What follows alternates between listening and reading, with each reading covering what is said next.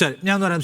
ജനീഷ്, നിങ്ങൾ ഈ കാണുന്ന ഒരു സ്ട്രാറ്റജി കാണും. അതായത് സർക്കാരിൻ്റെ നേട്ടങ്ങൾ ഒരു വശത്ത് ഒരു പ്രോഗ്രസ് റിപ്പോർട്ട് വെക്കുന്നു, അതിൻ്റെ കൂടെ AK ബാലൻ അദ്ദേഹത്തിൻ്റെ ബീറ്റ് തന്നെ അദ്ദേഹം കൈകാര്യം ചെയ്യുന്നത് ഇത് ഒരു മുസ്ലിം തീവ്രവാദ സംഘമായി മാറുകയാണ് UDF എന്ന് പറയാനാണ്. അവർ വന്നാൽ മാറാട് ആവർത്തിക്കപ്പെടുമെന്ന് പറഞ്ഞ് അദ്ദേഹം ഒരു പ്രത്യേക ഗ്രൂപ്പിനെ ഭയപ്പെടുത്താൻ പോലും ശ്രമിക്കുന്നത് കാണുന്നു. നിങ്ങൾ ഈ പ്രതിസന്ധിയെ എങ്ങനെ മാനേജ് ചെയ്യും?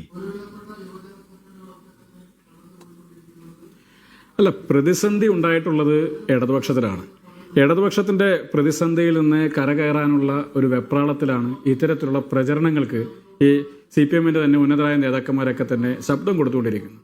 സത്യത്തിൽ ഒരു ഇസ്ലാമോഫോബിയ പ്രചരിപ്പിക്കുന്നതിനാണ് ഇപ്പോൾ ഈ തദ്ദേശ സ്വയംഭരണ സ്ഥാപനങ്ങളിലേക്ക് നടന്ന തെരഞ്ഞെടുപ്പിന്റെ റിസൾട്ടിന് ശേഷം ഇപ്പോൾ നടന്നുകൊണ്ടിരിക്കുന്ന പ്രചരണങ്ങളെല്ലാം തന്നെ CPM നേതാക്കന്മാർ നിരന്തരമായി ശ്രമിച്ചുകൊണ്ടിരിക്കുന്നത്.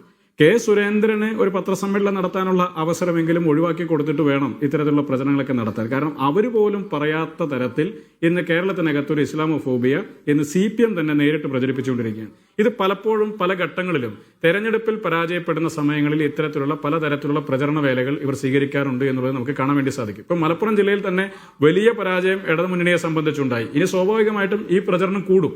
ഈ കഴിഞ്ഞ കാലഘട്ടങ്ങളിൽ ശ്രീ A. വിജയരാഘവൻ ഉൾപ്പെടെയുള്ള CPM-ന്റെ നേതാക്കന്മാരൊക്കെ നടത്തിയിട്ടുള്ള പല പരാമർശങ്ങളും നമ്മുടെ മുമ്പിലുണ്ട്. എല്ലാ ഘട്ടങ്ങളിലും നിരന്തരമായി ഇവിടെ തെരഞ്ഞെടുപ്പ് ഘട്ടങ്ങൾ കടന്നു വരുമ്പോൾ കോൺഗ്രസിനെയും UDF-നെയും ഒക്കെ ഇത്തരത്തിലുള്ള വർഗീയ ചാപ്പകൾ കുത്താനും അല്ലെങ്കിൽ ന്യൂനപക്ഷ മുഖങ്ങളായി ചിത്രീകരിക്കാനൊക്കെയുള്ള ശ്രമങ്ങൾ നടക്കാറുണ്ട്.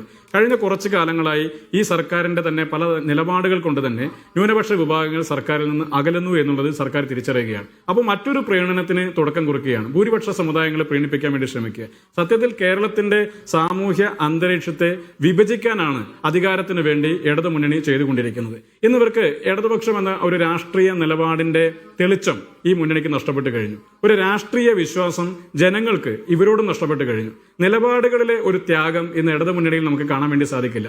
അധികാരം നിലനിർത്താൻ വേണ്ടി വിട്ടുവീഴ്ചകൾ ചെയ്യുന്ന, നിലപാടുകളിൽ വെള്ളം ചേർക്കുന്ന ഒരു സംഘമായി ഇന്ന് ഇടതുമുന്നണി മാറി എന്നുള്ളത് വളരെ പ്രകടമായ ഒരു കാര്യം തന്നെയാണ്. പിണറായി വിജയന്റെ വ്യക്തിഗതമായ താല്പര്യങ്ങൾക്കനുസരിച്ച് പ്രചരണ പരിപാടികളും അല്ലെങ്കിൽ സംസ്ഥാനത്തിന്റെ ഭരണവും മുന്നോട്ട് കൊണ്ടുപോയി ഭരണം നഷ്ടപ്പെടുന്ന ഘട്ടത്തിൽ മറ്റൊരാളെ അല്ലെങ്കിൽ ആരെങ്കിലും ഒരു പ്രതിസ്ഥാനത്ത് നിർത്താൻ വേണ്ടി നടത്തുന്ന ഒരു ശ്രമമായി മാത്രമേ